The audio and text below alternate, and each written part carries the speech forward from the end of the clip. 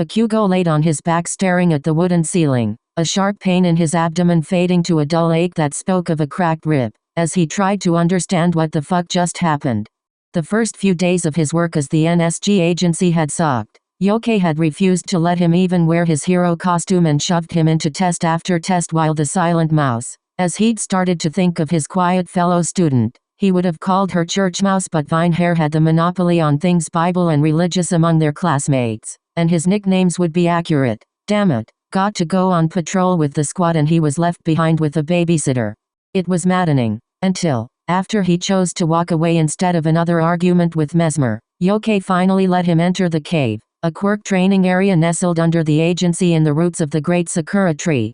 The center of this area was a sparring arena, and the first thing North Squad Go wanted to see was him against Silent Mouse, and then, he couldn't quite remember what exactly happened. He charged in with a right hook, she ducked, a flash of movement, and pain. What the hell? The boy moaned, rolling onto his side as he held his stomach. He could hear Mesmer laughing at his sorry state. The bitch. Damn it, Glowstick. You said no interference. No one interfered, the thrice-damned leader of the hero team said through a chuckle. Not hand, foot, tail, nor quirk. Fact is, Kode here just one-shotted you like a badass. No, that can't. He opened his eyes to see the silent mouse looking at him with her ever-blank expression, her head cocked to the side and a sledgehammer in her hands, a retractable line connecting its handle, which was the diameter of his bicep, to a tool belt around her waist. She was dressed in a pink tracksuit as her training clothes. As he watched, she set the sledgehammer down so it stood on its head and pressed her hands together, shrinking the weapon until it was a normal stone head hammer, the line retracting to drag it to her waist with the other tools there. What? Kode's a lot tougher than people give her credit for, Length offered, walking over to place a proud hand on top of the girl's head. Fighting hand to hand just isn't her forte, even if we keep telling her to work on that. Silent Mouse acknowledged with a blink but no other outward sign. Evergreen walked over, kneeling by Bakugo and offering a plastic bag about the side of a matchbox. The inside's a gelatinous green. Here's some goo for that bruise she have you. He grinned. Goo, as they told him, was the product of one of Evergreen's cousins, a medic at a local hospital. His quirk produced a healing salve that could treat most physical injury but not illness, and more damaging wounds would require more goo. Every member of North Squad Go was expected to carry some on their person at all times during training or missions. Much as Bakugo wanted to reject it, he could feel at least one cracked rib from whatever attack had hit him. I think that got the point across, Yosuke said.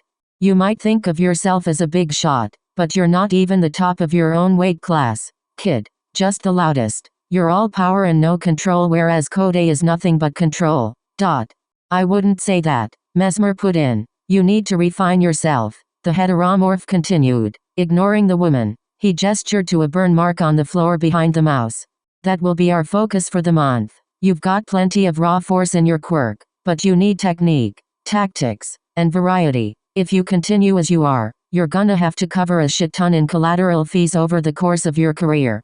Sure, construction companies will love you, but everyone else. I don't need people to like me. Bakugo growled through the stinging side effect of the goose healing.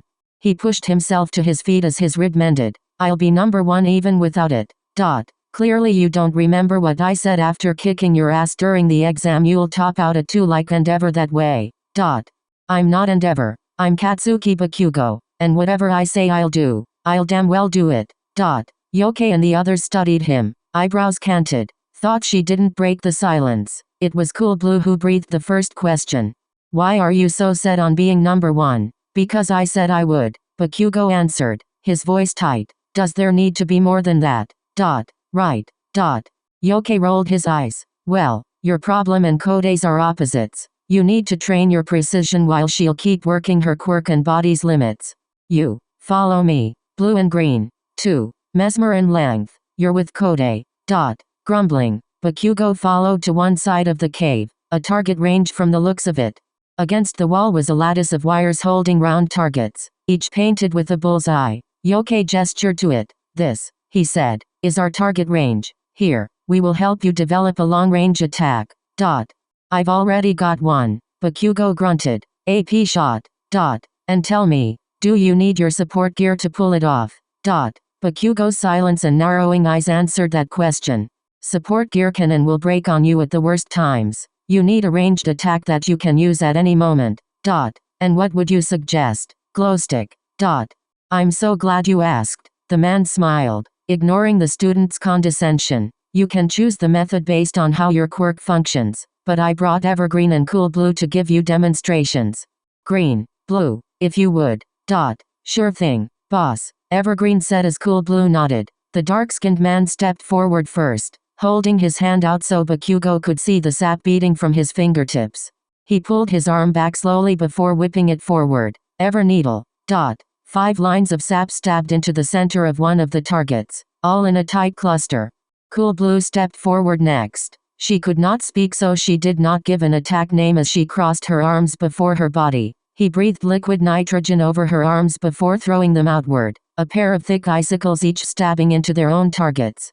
She turned to Bakugo, using her pointer fingers to make herself smile. Personally, I think Green's attack is closer to your quirk, Yokai commented. However, I'm pretty sure you can't detonate your sweat remotely, nor control its shape and viscosity. That'll be the issue you need to work around. No, I can't, the blonde admitted. I have to have some contact to make it explode. It'll be hard, but I think this could work. Evergreen thought aloud, a hand on his chin. Is it possible to throw your sweat fast enough that a burning part on the end doesn't catch the rest of it until the whole thing hits something? I don't think that's feasible, Yokai said before Bakugo could comment about how stupid the idea was. Sure, maybe it's possible, but there's no way the kid could pull it off. Excuse me. The blonde questioned. Yeah, it'll take a lot of work, Evergreen defended. Maybe. No, he's probably not willing to do that. We should come up with something easier, Yokai continued. Course, it won't be as strong. You'd need the refined control of a top-tier hero to do something like that. Green. Bakugo knew what they were doing. They were taunting him, challenging his pride and ego to make him do what they wanted. And damn if it wasn't working. Back the fuck up, the student ordered, pushing Evergreen out of the way. He rubbed his hands together, building heat, oil, and sweat. He focused, his eyes narrowing. His hand shot forward. Remote detonation. His hand exploded, launching him to the side. Son of a bitch. Yokai bit his finger, doing his best to not laugh audibly. Yui looked up from the bolt she was repeatedly increasing and decreasing in size to greater extremes, blinking at the cursing blonde. Mesmer cackled beside her while Length simply shook his head. As they watched, Bakugo got to his feet to try again. Length sighed. I'll go get some earplugs. AHC. His fingers hurt like a bitch and his arms ached. But that didn't mean Bakugo was done. Yokai had ended their training when his explosions had stopped happening on top of his hands and, rather, about 2 inches away. Even that much improvement took hours, not including the break for dinner, which was a hassle in itself considering the damage his hands had already sustained by that point. All that said, his legs and torso were fine, which Bakugo considered a waste. If he wasn't sore going to bed, then he didn't work hard enough. He needed to reach the top, and he wasn't going to get there lying down. To that end, he had to wait until everyone else had gone to sleep to do anything. Contrary to popular belief, Bakugo did know how to be quiet. One learned fast after waking his father in the middle of the night. Masaru Bakugo was a calm and collected man until you pushed him to his limit or denied him sleep. At that point, only one of the top 10 heroes could save you from his wrath. Suffice it to say, nighttime was a time to be silent, just another skill he'd mastered. So it was only a quiet click that heralded his entrance into the Sakura's workout room. It was perhaps the only room he really cared for in the tree building, decked out in top-of-the-line equipment to rival or surpass any public gym. Closing the door, Bakugo moved to the line of treadmills, 5 of them, and removed his black tank top only to freeze. He blinked. Someone else was here. The first thing his eyes registered were taut muscles rippling under the back of a black sports bra, each muscle sculpted from at least months, if not years, of hard work. Arms strained as they held weight aloft from an upper pulley on a cable machine, biceps and triceps shining with sweat that dripped to the floor, all this topped with a head of straight, black hair. The figure froze, apparently sensing his gaze, and silently lowered the considerable weight she'd been lifting. Just because you're not moving doesn't mean I can't see you, Bakugo sighed after a moment. Yui Kode turned, an embarrassed blush tinting her cheeks red, but the blonde wasn't looking at her face. His eyes were drawn to her stomach and the chiseled six-pack thereupon. How could he not look? It rivaled his own, and he didn't know she's been hiding all that under. He shook the thought away with a string of mental curses. It didn't matter whether she was stacked, ripped, or both. Still, maybe she really did hit him hard enough to crack his rib earlier with a body like that. To her credit, the mouse made no move to try to cover herself, hands on her bare legs and her blush the only show of emotion. Bakugo forced himself to look away, 2 fingers pinching the bridge of his nose. All right, I think we both know the situation here, the blonde began. He opened his eyes just in time to see the mouse's own snap up to his face from his topless torso. I'm not supposed to be here and you're not supposed to be here, so here's the deal. You and I will ignore each other and say nothing to fucking Glowstick and the gang. We'll do our workouts, not talk about them, and not rat each other out. Deal. The mouse agreed with a nearly imperceptible nod. She turned away from him, reaching down to grab a water bottle by her foot, showing off her toned arms and legs in the process. In all likelihood, she had no clue what that motion did for her definition. No, bad, Bakugo mentally chastised. He stepped onto the treadmill, determined to ignore the mouse for the next hour or so.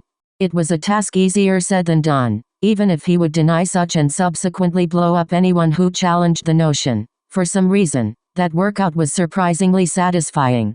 The dream he had that night, however, would never be spoken of to anyone, ever. He was busy not thinking about that dream the next morning, his breakfast consisting of only coffee, black, of course. People who put cream in coffee are weaklings. He blinked, watching as Cool Blue breathed liquid nitrogen into a bucket Silent Mouse had supersized. Once it was full, a little mist overflowing, the pair balanced it on the entranceway. There was no door, but they had placed it in such a way that any movement would tip it over. What the fuck are you doing? Dottie questioned. Silent Mouse turned to him, raising a single finger to her lips.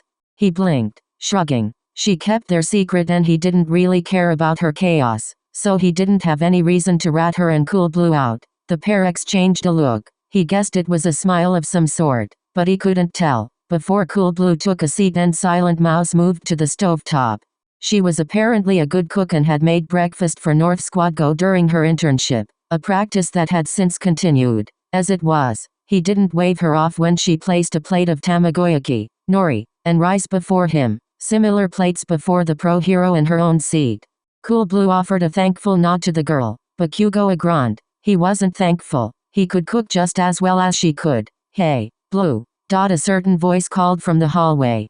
Bakugo lifted his mug, hiding a savage grin behind his coffee. A freshly showered Glowstick appeared in the hallway, still trying to dry his foxtails with a towel. Have you seen my... The bucket tipped, liquid nitrogen falling over him even as the clang of the bucket hitting him sounded. He yipped, his hands rising for the bucket only for Silent Mouse to press her palms together, the bucket shrinking even as the water in his tail's fur froze. Glowstick cursed, flailing, the inside of the bucket frozen to his hair. Bakugo's grin widened as Glowstick fell over, Cool Blue and the student trading a high five with equally blank expressions, though the younger may have had just a hint of a smile. Sculpted like a statue, keeping secrets and pranking the Glowstick, plus a decent cook? Maybe the mouse wasn't so bad after all. AHC. The next few days followed in a similar pattern as he improved his new remote detonation under the watchful eyes of the pro heroes during the morning and evening, patrolled in the afternoon, and snuck to the workout room by night. The mouse was a regular during their secret not a rendezvous, the girl clearly no novice when it came to both sneaking and exercising. As it turned out, her quirk increased or decreased an item's mass along with its size, so she needed to be strong enough to use said items. Suddenly, he didn't feel so bad about his reaction to that sledgehammer to the gut. Knowing what she could do made their occasional spars more even, but his winning was a coin flip at best, a nugget of respect for Silent Mouse starting to grow against his will. Sure, she never spoke and never emoted, but she was a damn hard worker and he could at least acknowledge the effort she put in. One did not gain muscles like hers without putting in time and a shit ton of effort. If only she'd show them off. No, bad, he thought again. He refused to lose to stupid invasive thoughts. He was better than that, damn it. He didn't need any weaknesses. So, I really need to know. Yosuke began one evening during a dinner of Evergreen's homemade ramen, the red-headed fox man pointing his chopsticks at the blonde student. What's the deal with you refusing to work with anyone? You know you'd learn more if you trained with others. I don't need others, Bakugo grunted. They'd only drag me down. Yosuke frowned. They'd had this conversation before, each one ending the same way, but he was convinced there was a much deeper motivation behind the boy's refusal. Still, it was getting to the point where they needed to hear it if they wanted any chance of addressing it before the work study ended. All right, kid, the leader of North Squad goes sighed. I'm done waiting for you to answer. Then you'll finally drop the damn subject. No, we're gonna pry it from you so we can deal with your problem. It all happened too fast for Bakugo to react. All at once, his hands and ankles were frozen to the chair, rendering normal use of his quirk impossible. Sap bubbled from the wooden floor, creating a slick runway that lengths extending chopsticks easily pushed him over, stopping in the middle of the room. Silent Mouse simply sat there, seemingly unaffected by the actions as the pro-heroes stood as one and surrounded the boy. I'll give you one more chance, Yosuke said. Tell us what your deal is before we pull the story from you by force. You can't do this. Bakugo hissed, straining against the frozen bindings. Fuck off. This has to be illegal. It's really not. The man grinned. We're just trying to help our student, Mesmer. Truthful trance. Purple smoke rose around her as the petite heroine moved her arms in a motion similar to dancing. Bakugo tried to hold his breath. Maybe if he passed out, he could escape this, but his burning lungs eventually gave in to instinct. The gas was a sickly sweet, making him cough. Fuzz overtook his mind, his screaming thoughts receding to the back of his mind as a weightless feeling made his eyes unfocused. His struggle slowed. What is your name? Yosuke asked. Katsuki Bakugo. The boy's voice was bland, devoid of any emotion. What is your quest? To become the #1 hero, just like All Might. What is the average wing speed velocity of a swallow carrying a coconut? I don't know. Why do you always do that? Mesmer questioned. My quirk isn't a toy, boss. You always rain on my fun. Yosuke pouted only to quickly return his attention to the student. Bakugo, who is your best friend? I don't have one. Even if Kirishima is trying, it would have been Izuku Midoriya, but he finally stopped trying. Finally the pro echoed as his team traded looks. You realize All Might is willing to work with others. Yeah? Why aren't you?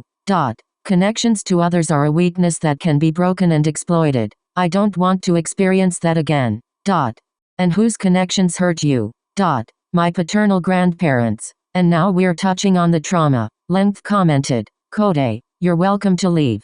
You don't have to stay for this. The girl shook her head, pushing her plate away. She stood and moved to her main teacher's side. After all, she too wanted to know why Bakugo insisted on pushing everyone away.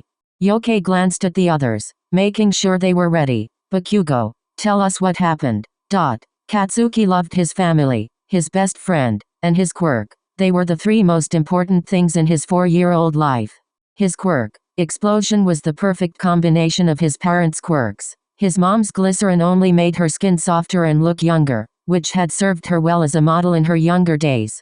His dad had combustive sweat, allowing him to make his sweat explode with enough force or heat. Both were cool, but everyone, Mom, Dad, Izuku, and Grandpa and Grandma Bakugo, agreed that explosion was the kind of quirk a hero would have.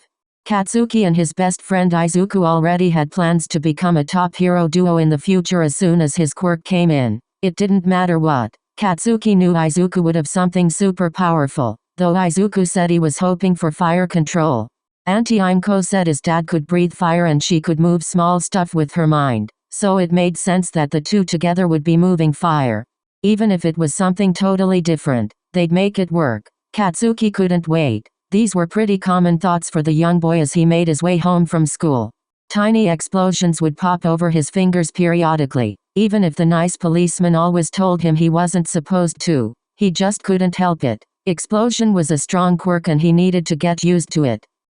Back already? A voice asked, pulling Katsuki from his thoughts. It was the neighbor, Mr. Voleur. He was a foreigner in his 40s, tall and bald with an ovular face and purple eyes. But Katsuki didn't know where he was from. No matter what, he always wore one of those flappy fishing hats, and it was always wet. He said his quirk pulled water from the air through his scalp, so he wore the hat to not dry out the air. which sounded silly to Katsuki, but quirks were weird. One of his and Izuku's classmates could pull his eyes out and reel them back in like a tape measurer, so he supposed Mr. Volur could dry air. The man sat on a rocking chair on his porch. I thought you were staying at a friend's house. Izuku got sick. Katsuki pouted. Auntie Imko told me to go home until he gets better. She doesn't want me getting it, too.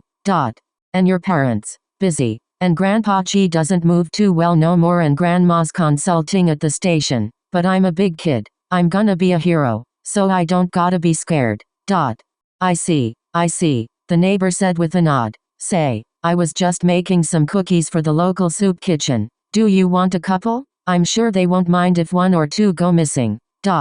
That sounds great. Mr. Volur was a good baker in Katsuki's experience. Not as good as Auntie Imko, who baked when she was stressed, but good. He hurried to the porch as the bald man stood, opening the front door. Sure, Mommy always said not to follow strangers, but this wasn't a stranger. He could trust Mr. Volur. The house didn't smell like cookies. Katsuki barely had enough time to think this before the door shut behind him. Instantly, a hand grabbed his throat, Volur yanking his hat off and shoving it in the boy's face. It didn't smell like water, either. His body starting to tingle and go numb. Quit struggling, brat, the man growled. I'm sick and tired of this country and I need this payday. They've got a plan for you, so we'll both be better off. You'll have a life of doing good and I'll get a life of luxury. Katsuki stared at him, his arms going limp, confusion in his eyes. Oh, my Parisha? I secrete a paralyzing neurotoxin from my head, not absorb water. That'd be stupid. The neurotoxin took full effect, Volur tucking the boy under his arm. For lack of a garage, unlike civilized countries, in his opinion, his sedan was parked out on the street. He reached it quickly, opening the back and stuffing the toddler into a car seat to buckle him in behind the driver's side. All right, that should do it, he nodded, clicking the last belt in place. You're not going any. Katsuki's palms exploded, sending fire and smoke up the man's front. He coughed, stepping back by instinct as he tried to clear his airways. Despite the glare on his little face, Katsuki couldn't help the rush of pride at his maneuver, not that it helped his situation. Damn brat, Volur hissed, wiping ash from his face. They'll beat that insubordination out of you. Just you wait until we get to France. He closed the automatic door, disappointed he couldn't slam it, before climbing behind the wheel and starting the engine. He glanced at the boy in the rearview mirror, a pleased grin coming to his face as he imagined how much money the explosive brat was worth. The window beside him shattered, the man flinching long enough for a hand to reach in, grab him by the throat, and drag him out, broken glass scratching him on the way. Katsuki's eyes widened as a man with graying brown hair threw Volur to the pavement, metal-capped walking cane pointed at him. What the hell do you think you're doing with my grandson? Chibakugo demanded, almost literal fire in his red eyes. He wasn't a large man, though he was broad of shoulder, his body still fit for a man pushing 70 despite his aching joints and need for a cane, those being the reasons he and his wife had moved in with his son and daughter-in-law. Clearly, adrenaline was enough to counter his age to the point where he could drag a man through a window, or maybe that was his lingering training from his work with the police as a blood analyst. You wouldn't understand, Volur growled, getting to his feet, his paralytic-soaked hat crumpling in his fist. I'm getting that boy a life to bring peace to the world. With a Parisha and lineage like his, it's his duty to. You don't get any say in what my grandson does. Chi shot back. Katsuki's life is his to live. No one gets to make that choice for him. Clearly, you will never understand, the kidnapper muttered. He dropped his hat before reaching into his pocket and drawing out a switchblade. It flicked open, reflected light flashing in Katsuki's eyes as clear liquid dripped from Volur's hand. Good thing he won't remember any of this once his training starts. He won't be going anywhere. The younger charged the senior, Kai's experience with the police helping him fend off Volur's knife with his cane. Unfortunately, his age still played a factor. Volur was just faster than him, the man reaching forward to wrap his hand around Kai's cane. A hard yank ripped the tool from the elder's hand, Chi nearly throwing himself backward to avoid the following swing. Even so, the tip of the knife caught him, cutting a horizontal line across his chest. Shit, Chi muttered, his body starting to shake. What? My real Parisha causes paralysis. Volur grinned, stepping forward. Now die for the good of the future. The knife flashed as the man buried it to the hilt in the senior's gut. Katsuki tried to cry out, to move, to do anything, but his body simply wouldn't respond. Blood dripped down the side of Kai's mouth as his shaking arms came up, wrapping around Voller in a horrid hug. I think. Dottie coughed. You forgot something. My quirk is combustive blood. Grandfather and grandson both saw the moment Voller understood the mistake he'd made. He started struggling, trying desperately to escape Kai's hold, but the paralysis had turned the man into a cage. No, Dottie cried, shouting in both Japanese and French. No, no, please. His screams were lost in the massive explosion of Kai's blood combusting. The paralysis left Katsuki the moment Voller died, his charred remains falling backward to all but shatter on the concrete.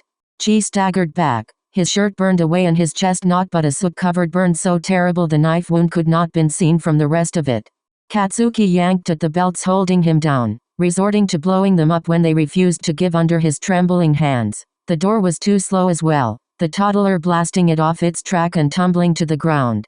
He crawled with now scraped hands and knees to his fallen grandfather. Grandpa, little Katsuki yelled, tears in his eyes. Grandpa, Katsuki, Chi said, his breathing labored. He smiled a bloody smile. Thank God you're okay. B but you're not. I'll go. 119. No, Katsuki, Chi coughed, one of his hands settling on the boy's. It's okay. But, listen to me. I've lived a good life, and now I'm dying a good death. No matter what happens, be true to yourself. You're a Bakugo, Katsuki, and a Bakugo can do anything. A Bakugo does what they say they'll do, and a Bakugo is the best at what they do. And you want to be a hero. Why yeah, Katsuki choked out, holding his grandfather's burnt hand in both of his, tears streaming down his cheeks. Then I know you can do it. You'll be the greatest. Number 1, you're a Bakugo, Katsuki, and a Bakugo can do anything. I love you, Katsuki.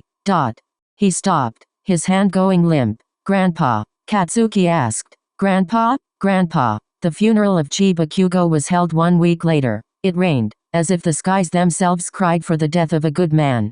Despite the weather, over 100 people attended, all to mourn a pillar of their community. They were his friends from the pachinko parlor, the folks who ran the soup kitchen where he'd volunteered, his co-workers from the police, the families of victims whose cases he'd helped solve, and more Katsuki had never seen before.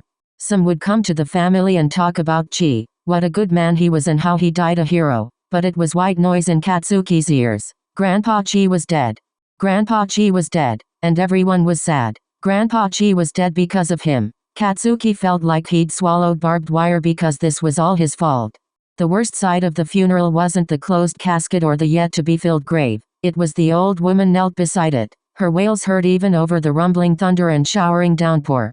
Chi Bakugo had been Grandma Yuri's whole world, had been since they first met when she was a detective, and now he was gone. Katsuki didn't hear any of the words said nor any of the sutras chanted. His mind locked on the guilt in his stomach and the old woman. When the time came to lower the casket, Masaru Bakugo had to pry his mother away, bundling her in his arms as they lowered her husband's remains into the earth. That was the last time Katsuki ever heard his grandmother's voice. Yuri Bakugo deteriorated fast. She refused to get out of bed, refused to eat, and couldn't sleep. She wouldn't acknowledge Mitsuki nor Katsuki's presences and only reacted to Masaru, if only because he looked like a carbon copy of Chi at that age. Even then, she'd only hold his hand and stare at his face, crying silently. For Katsuki, this only compounded his nightmares. Every night, something would jolt him awake in a cold sweat, causing the boy to clutch his All Might plushie and pad to his parents' room, crawling into bed with them for comfort in their warmth. Except that night, they weren't there, needing someone, anyone. He followed the muffled sounds of voices until he stood on the stairs, his parents apparently in the kitchen. In a layman's terms, a voice Katsuki didn't recognize said, "She died of heartbreak." The boy peered around the railing, finding his parents on a video call on the computer. "What do you mean?"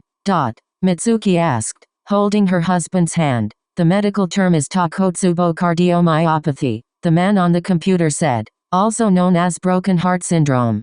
In any other case, she could have lived another decade, but her emotional state weakened her heart until it stopped. Frankly speaking, Yuri Bakugo decided she didn't want to live in a world without her husband, and her body made it happen." She lost her love, so she followed him. It's almost romantic in a tragic way. It's what she said would happen, Masaru whispered, on the verge of tears himself. He'd just lost both of his parents within 2 weeks. He gave a wet chuckle. She wanted to go first so she'd never be without him. Their friends always said she was obsessive. Mitsuki said something, but Katsuki stopped listening. The All Might plush fell from his loose hands, hitting the stairs with a quiet whomp. He fled to his bedroom, throwing the covers over himself as he started to heave, his tears drenching the mattress. Love got his grandpa killed. Love killed his grandma. Love left him, his parents, and the whole neighborhood in tears. Love made him feel this way. What other conclusion could he come to? Love was a feeling that would only hurt in the end. What if broken heart syndrome got him or his mom or his dad next? Katsuki wouldn't be able to stand this a second time. Family, friends, connections, love, for his sake and for everyone else. He needed to throw it all away. Love would never hurt him again, and love for him would never hurt anyone else. Because he was a Bakugo, and a Bakugo can do anything. So that's what I did. Bakugo finished, the bland monotone caused by Mesmer's truth gas not diminishing the impact of his tale. I pushed everyone away. Izuku was the hardest. When he was diagnosed as being quirkless, chasing our dream of being heroes would have just gotten him killed. I did everything to discourage him, but he's too stubborn. When he quit trying to be my friend, I thought he'd finally gotten the message, but he's still in UA. I won't be able to face Antimco if he dies because I couldn't stop him. North Squad Go was emotional to say the least. Evergreen and Mesmer had turned away, arms covering their eyes, lengths held unshed tears, and Cool Blue was breathing heavy despite her lack of outward sign. Yui sniffled, using a now oversized tissue to dry her cheeks. Dark chakra swirled around Yokai. I'll fucking kill him, the man hissed, taking a step toward the student. His quirk wrapped down his arms, coating his fingers in burgundy claws as his tails whipped the air, coated in their own layers of dark chakra. The rest of his team moved instantly. Frozen chains, sap shackles, gaseous bindings, and a lengthened barrier of metal all restraining and blocking their leader. He glared at length, the man having stepped between him and Bakugo. Get out of my way, Sakutai.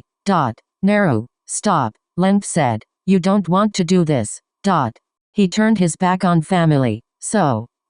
Yaoke yelled, struggling against the bindings. He doesn't deserve anything he has. Why should he? That doesn't mean you can murder him. Mom wouldn't want you to. My mother died holding me in an alley. She's dead. But our mother isn't. Length shot back. You know that. Yoke didn't want to listen, breaking through the bindings and shoving Length to the side. He took another step toward the blonde only to stop. Yui, tears streaming down her cheeks, had placed herself before Bakugo, her arms spread in his defense. Yoke seemed to deflate, some of the air coming out of his sails as his tails drooped. You too, Kode. The girl nodded. Yoke growled, turning and stomping toward the hallway. Fine, I'm going on a patrol. I better not see that ungrateful brat. He pointed a clawed finger at Bakugo. Until tomorrow at the earliest or I'll eviscerate him. I'll go with him, Cool Blue promised, hurrying in their leader's wake. The others didn't stop her, hoping the woman's cooler attitude and calm demeanor would keep their hot-headed leader out of trouble. Length sighed, running a hand through his hair. Yoke had had a trauma button about family since his took him in, and it only got worse over the years. Clearly, seeing the shrink wasn't helping. Don't touch me, Bakugo grumbled, the remaining pro-heroes turning to see that Yui had wrapped the dazed boy in a comforting hug. I don't want it. Don't want it or don't want to like it. Mesmer asked. Don't want to like it, he answered, still under the lingering effects of the truth gas. I don't need weaknesses. Mesmer, Evergreen, and Length shared looks before the former waved her hand. Bakugo slumped over, his head falling against Yui as he snored softly. She snapped the weakened materials holding him to the chair and picked him up. Take him to his room, Evergreen suggested. Mesmer's gas will leave this a hazy memory like a dream. He shouldn't remember any of it clearly. Yui nodded, carrying her fellow student to his room. As she left, the remaining trio turned to each other. What are we supposed to do about that? Length began. The kid watched his grandparents die and concluded love and connection caused it. And I hate to say it, but he's right. Scars like that don't heal in half a month. Mesmer agreed. Hell, they don't really heal, period. He's built his own armor and I don't know if we can crack it, and definitely not in the time we have.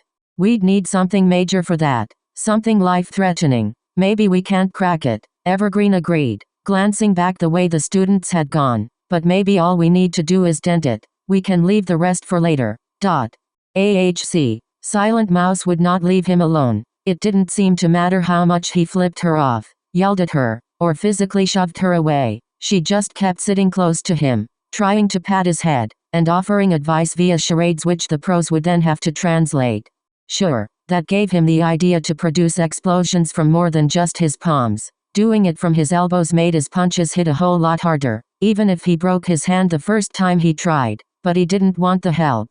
He had to drive her off before they returned to UA, or her actions would cause rumors of the sort he did care about. Bakugo had enemies. He knew that. He couldn't have anyone seen to be close to him or they might be a target, especially once he was number one.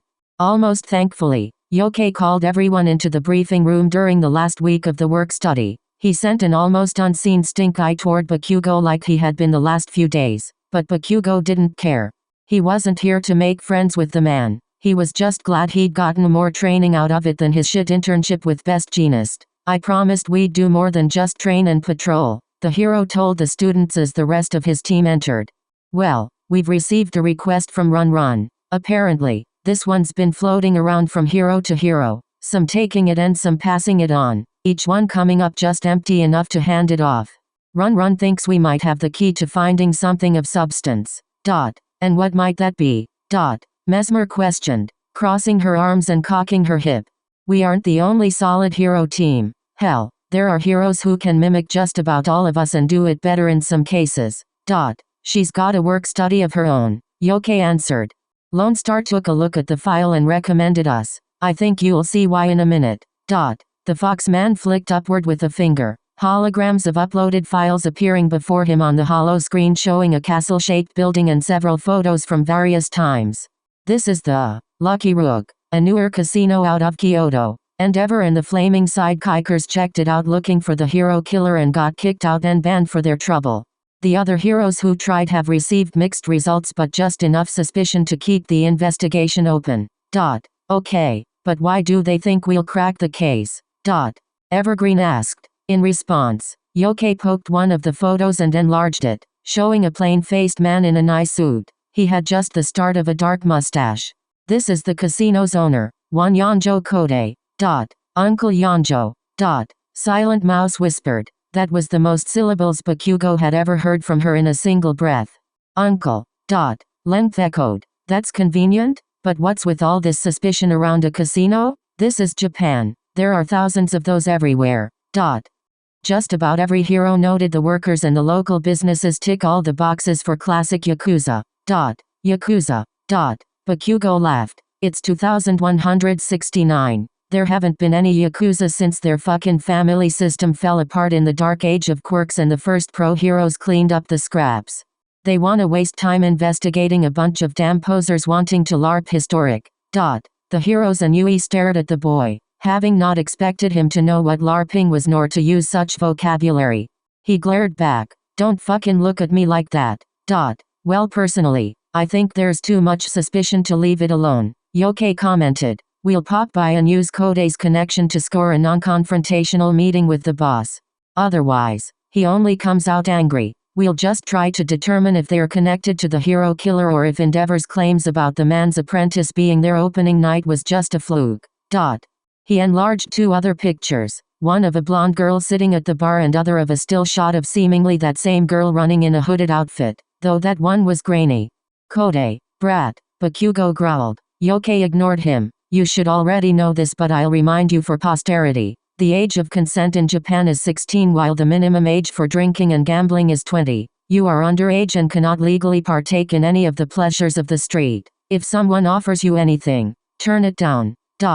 We're not morons. Glowstick. Bakugo groused as Yui's cheeks darkened slightly. Well with you. Shut the fuck up and shove it up your ass. North Squad Go snickered at Bakugo's expense. AHC. The group of 7 looked up at the castle-themed buildings, the crowd around eyeing them with a clear mixture of curiosity and wariness. It didn't help that Bakugo growled at them for their looks. Do we have to put you on a leash? Mesmer questioned, dressed in her skin-tight hero costume of concentric circles. Please say yes. I'd love to embarrass you by putting you on a leash. Fuck off. Washboard. Before any of the heroes could move to chastise the boy, Yui reached up and smacked him in the back of the head. Her hero costume was mostly a bright red with accents of green arrows pointing down from her shoulders and up from the sides of her legs. Around her waist was her tool belt, decked out with her hammer as well as a flathead screwdriver, a pair of scissors in a sheath, a ruler, and a small bag of nuts, bolts, and other objects. A red helmet with a center fringe and another green arrow down the middle kept her hair out of her face. Bakugo turned to her. What the hell, mouse? She blinked at him, gesturing to her costume, which was not as flattering as it could be in Bakugo unmentioned and personally unwanted opinion. Rules right, Evergreen noted, dressed in his own costume. It was covered in metal armor painted to mimic wood, fuzzy green lining at the joints meant to match the pine needles that made up his hair. He had a pair of vaguely pistol-shaped pieces of support gear on his thighs. When in uniform, we need to refer to each other using our monikers, not your stupid nicknames. My nicknames aren't stupid. Pine. The hero's eyes narrowed. Evergreen. You're learning. Yokai grinned, cooing mockingly. Cool Blue chuckled silently at his side, putting a demure hand over her lips. She was dressed in a kimono similar to the one she'd worn when Bakugo first arrived at their agency, though there were hints of an armored bodysuit underneath if one paid attention to the places where fabric stopped to show skin. Yokei's costume was a burnt orange with black accents, the whole thing making him look covered in the short fur of a beast. His tails were exposed, flicking the air.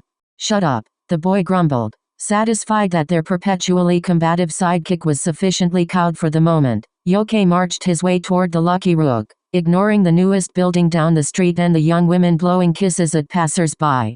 Bakugo refused to even look. Some of them looked to only be a couple years older than him at best. Because he looked away from the King's Queen's establishment, he didn't notice the small figure making his own way inside. Yui, who did not have the same aversion to the appearances of the lascivious women, did notice but did not say anything, unsure of where she had seen the purple and spherical hairstyle before. The monkey heteromorph muttered an English curse as the group approached, running a hand down his face. He did this in clear view of them before putting on a strained smile. Welcome to the Lucky Rook, heroes. If you're here to test your luck, I'll have to ask you to wait in line like everyone else. I suppose we are, in one sense of the word, Yokai answered, offering the warrant an undercover policeman had handed him as they entered the street. Said man stood across the street, playing the part of a man who had bet more than he should have and now had to fend off the teasing affections of one of the Warren who thought he couldn't pay. We are here on official business, but we have something of a personal interest. Could I trouble you to call your boss? The boss doesn't have time to meet with every hero that comes sniffing around. He'll meet with us.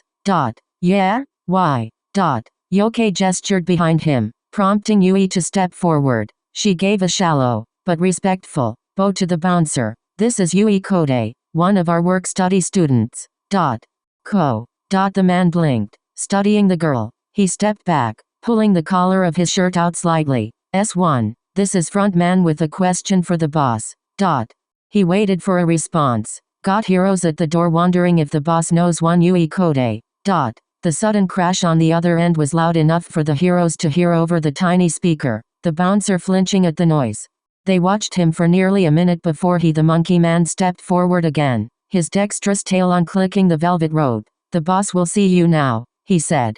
I'll have someone escort you to the third floor. Oi, spinner. North Squad Go stepped into the establishment, Yui and Bakugo quietly marveling at the colorful decoration. A green lizard heteromorph with purple hair dressed in the same casual suit outfit walked over, wishing a roulette table luck as another worker took his place. You called, Rusty? The lizard man asked. Yeah, sorry, I know you were supposed to start your break, but could you escort these heroes to the double VIP area? Boss wants to meet with them. Sure thing, he replied, giving the group a subtle side eye. Right this way.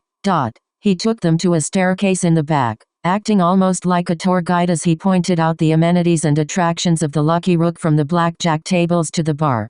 The pro heroes noted that despite his calm exterior, the man had a knife tucked into his pants at the waist, visible only when his suit jacket moved the wrong way.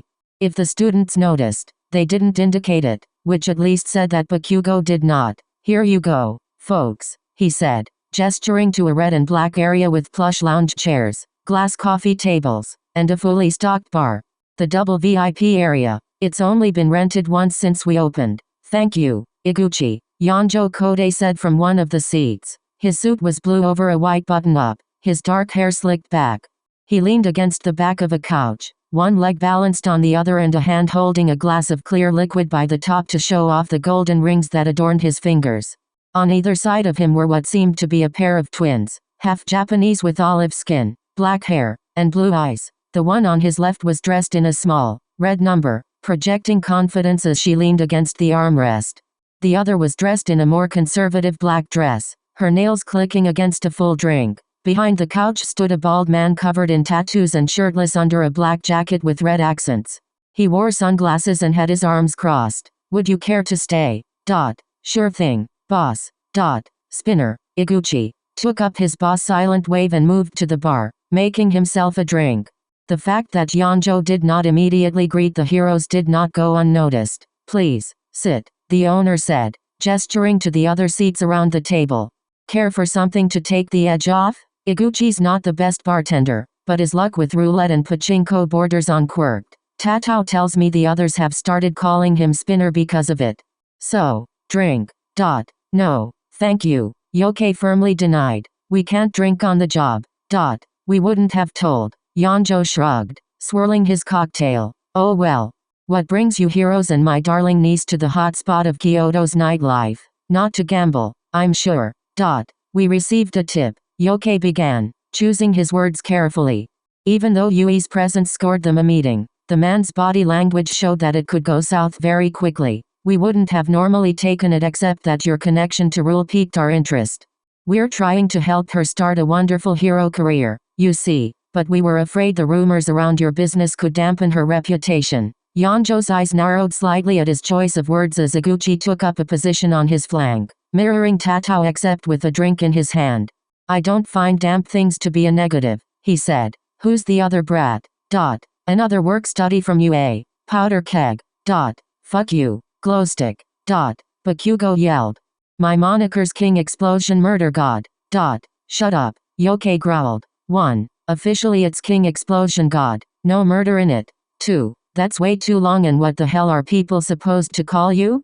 King? 3. I did take that into account. Keg. K-E-G. King Explosion God. Now quiet. The adults are talking. Bakugo went to argue more only for Rule to set a 2-foot hammer on his shoulder and give him a side eye. He growled. His name was something they could argue about later. Length. Dressed in his own red on green arrow themed costume sent the girl a thumbs up, much to Bakugo's ire. Right. Yonjo muttered, ignoring the red-clad twin beside him giggling at the blonde boy's temper. Anyway, I assure you our business is perfectly legal and above board. That's why so many other heroes have left empty-handed. There is simply nothing for them here unless they wish to partake. Perhaps, Yoke agreed, but you know how the public is. Perception is sometimes more important than the truth.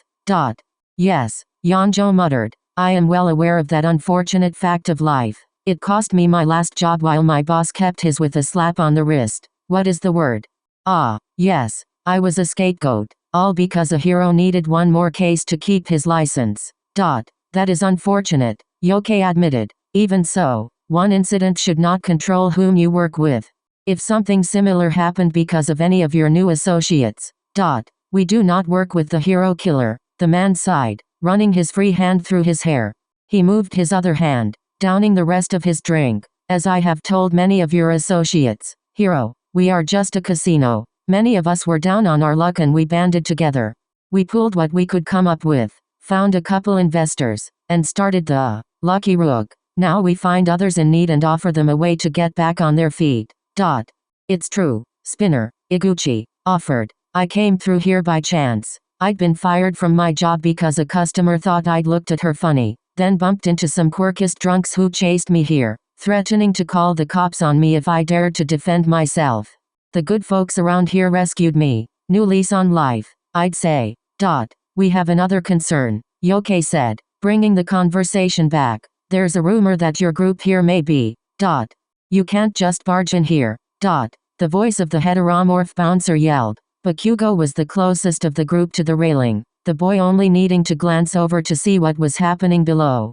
The monkey man had backed up a little, now standing just within the doorway so he could still block whoever was outside. If you want to get in, you have to. He screamed, staggering backward while clutching at his chest. As every patron, employee, and guest in the establishment watched, the man turned to dust.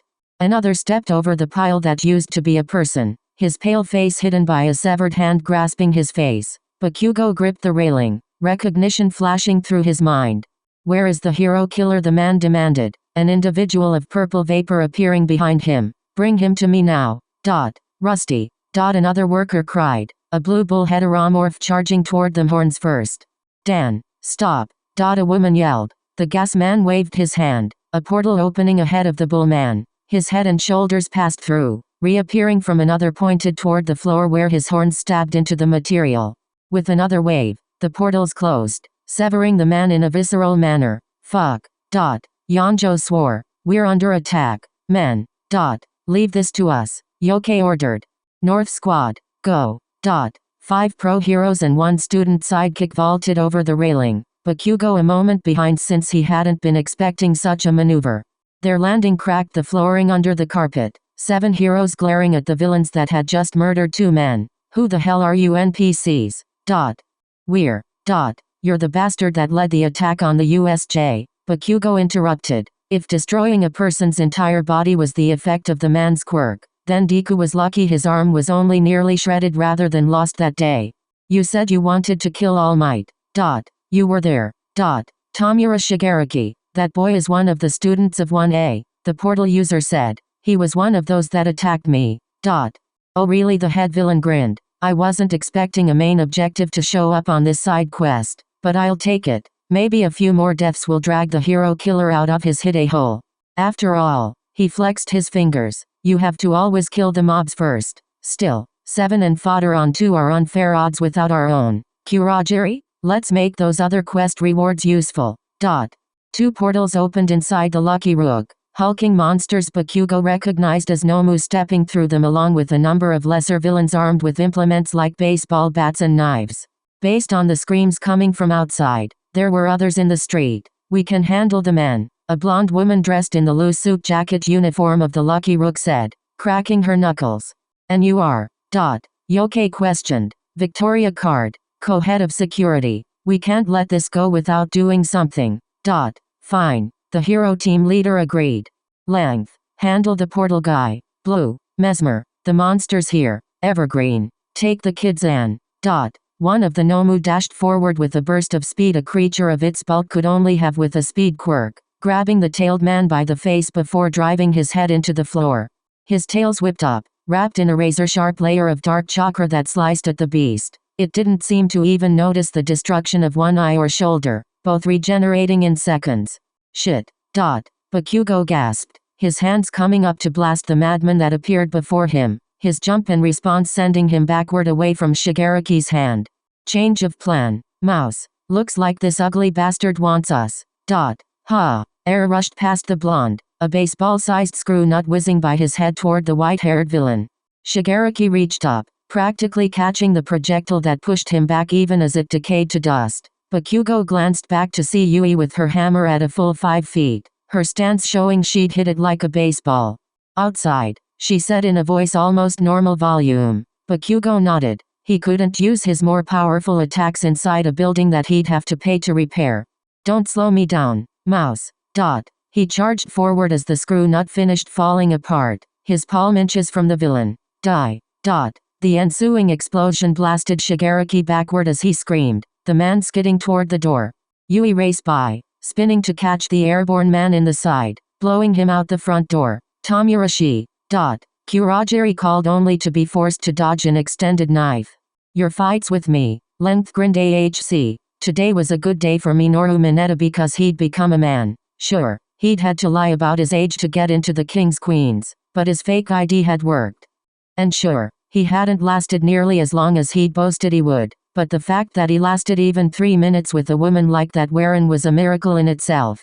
And sure, it had cost more than several months' allowance and work, But it was all more than worth every single yen. Now he was no longer a boy. He was a man. He was on top of the world. Reality itself was his oyster. And the screams started. The diminutive boy froze as he comprehended the scene before him. 2 monsters and multiple villains tearing into the street as people ran for their lives. A pair of heroes rushed out of the Lucky Rook. One a woman in blue and the other a man in green, each attacking one of the monsters. One with wings and the other a hulking thing with only one eye. Local security rushed in, evacuating patrons and crossing weapons with the attacking villains. Mineta turned, ready to leave the area and save himself.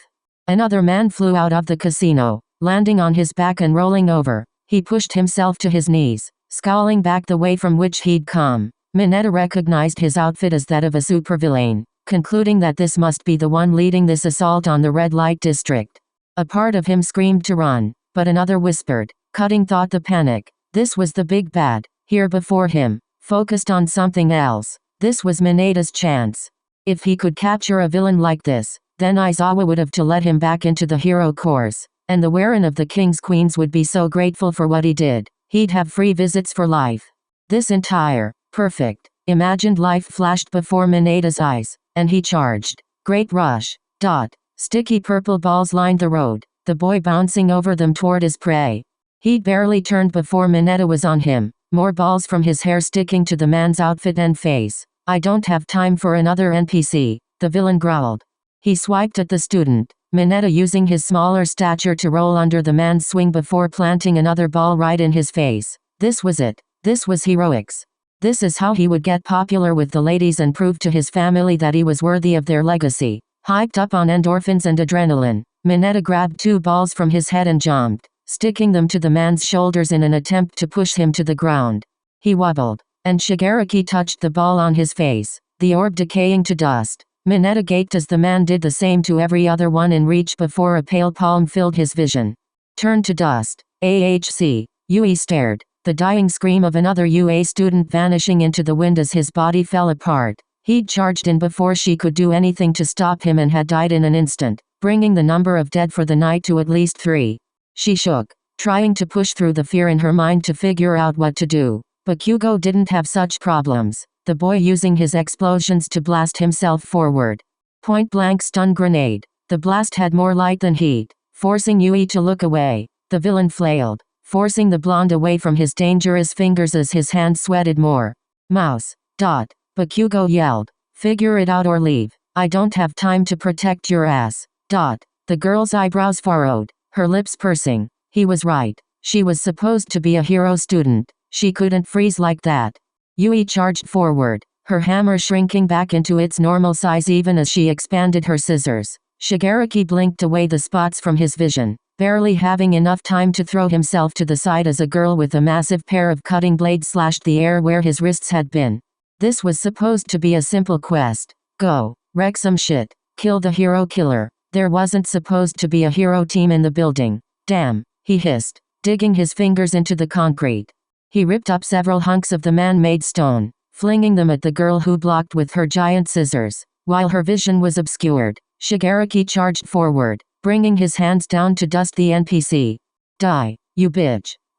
Howitzer impact. The attack drilled into Shigaraki's side, burning a hole in his clothing, but he did not fail completely. Bakugo skidded to a halt before his fellow student, the girl staring at the chunk of metal missing from her scissors from a single touch by the villain while Bakugo noted the destruction of his rifle grenade gauntlet, broken and breaking pieces crumpling from his arm.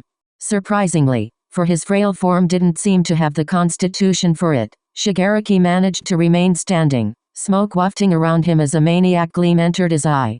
Don't underestimate me, the man chuckled. My level is higher than yours. You mean you're older, Bakugo rebuffed. That doesn't mean fuck all, though. You can't do shit if you can't touch me, hand bitch. I am the successor to the greatest darkness to ever plague Japan. I will destroy everything you fake, attention-seeking heroes have built. I will remake this world into the one Sensei always wanted. I will. Shigaraki jumped back, the concrete where he'd been standing cracking and shattering under the force of a sledgehammer. A part of Bakugo's mind noted that the sheer power casually displayed by the short, plain girl wielding said hammer was one of the most attractive things he'd ever seen.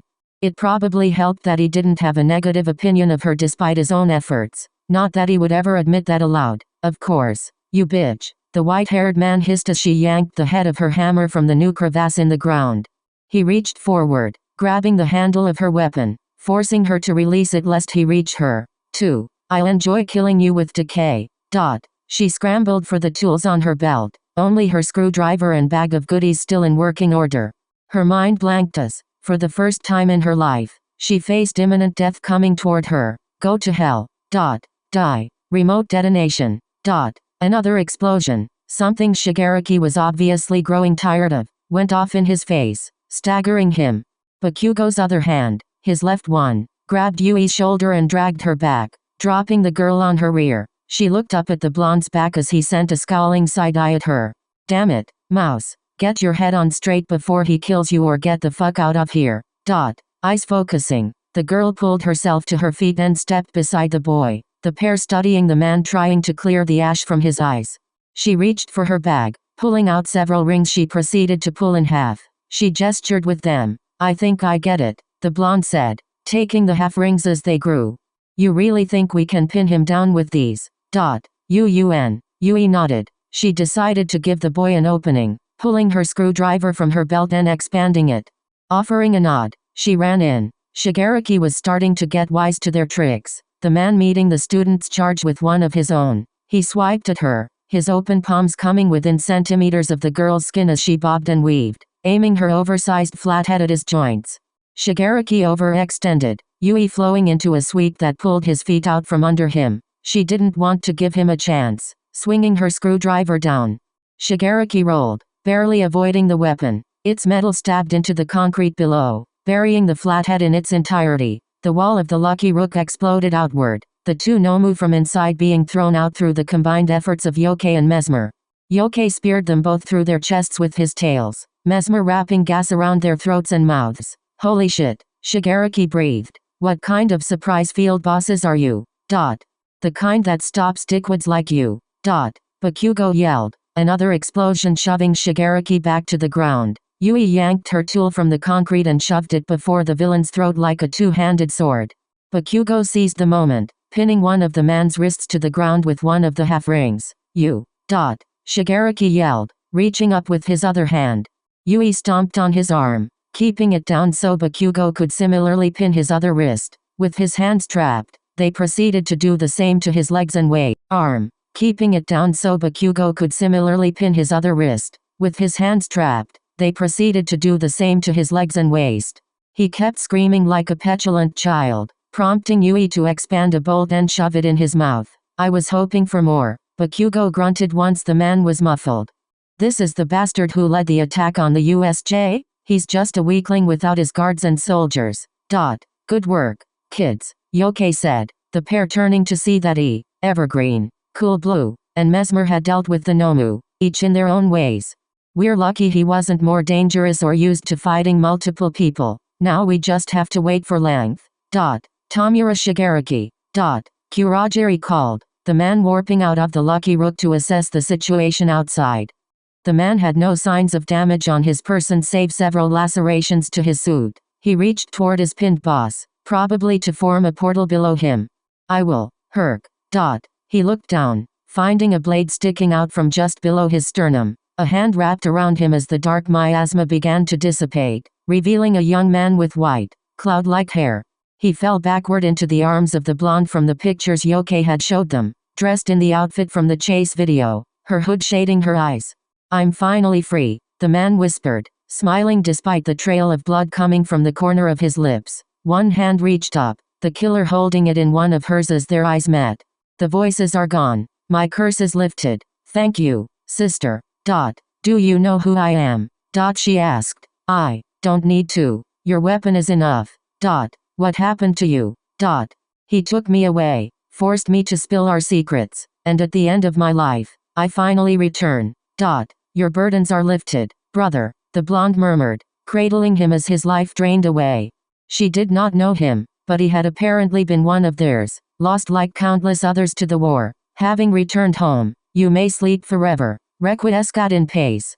The portal user closed his eyes and stopped breathing, the smile still on his face. The The woman laid him on the ground, crossing his hands over the wound.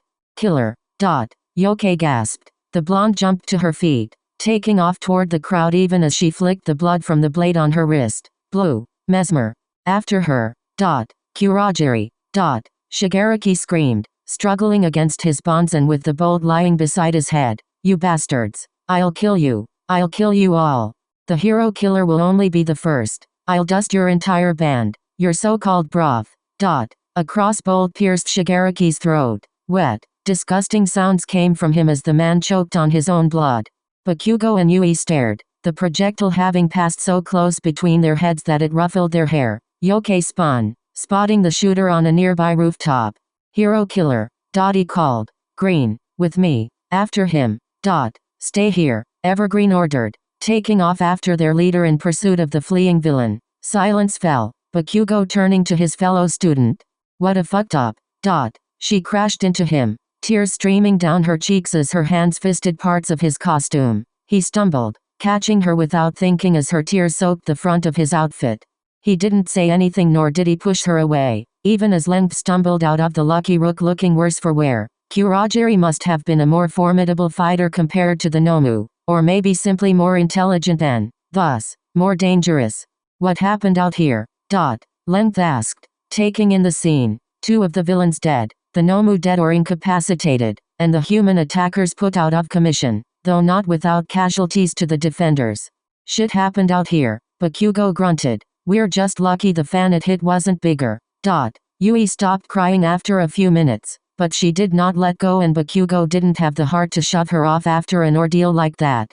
He knew what it was like to face something so dangerous. She probably blamed herself for the villain's death, reasoning that if they hadn't pinned him down, then the hero killer or whoever did the deed wouldn't have had such a clear shot.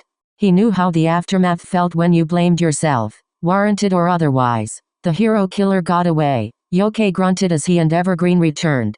Slid under a dumpster and vanished. I mean, we got part of him, Evergreen said, holding up a sap-covered wooden foot. Now we know why he went to ground. The girl's gone, too, Mesmer reported, she and Cool Blue returning. We lost sight of her for one moment and poof. She clapped her hands, causing a burst of purple gas with her quirk. Like magic, must have been some quirk. Well, insurance is going to be a pain, Yonjo Kode grunted, approaching with Tatao on one side and Victoria Card on the other, the girls from before absent. The tattooed man's markings were red rather than black, Bakugo noted, both bodyguard with signs of damage. Yonjo's side was bloody from a wound under his suit and he had a black eye. Still, I suppose it could have been worse. The hero killer and his apprentice were here, Yoke said, turning to the man. Care to explain that? How the hell am I supposed to know? That guy was looking for him and he showed. That's nothing to do with us. Yonjo dismissed the fox man, focusing instead on the students. You protected Yui. Yeah, I fought with the mouse. So what? Bakugo replied. He and Yonjo had a brief staring contest before the man grunted with a small nod.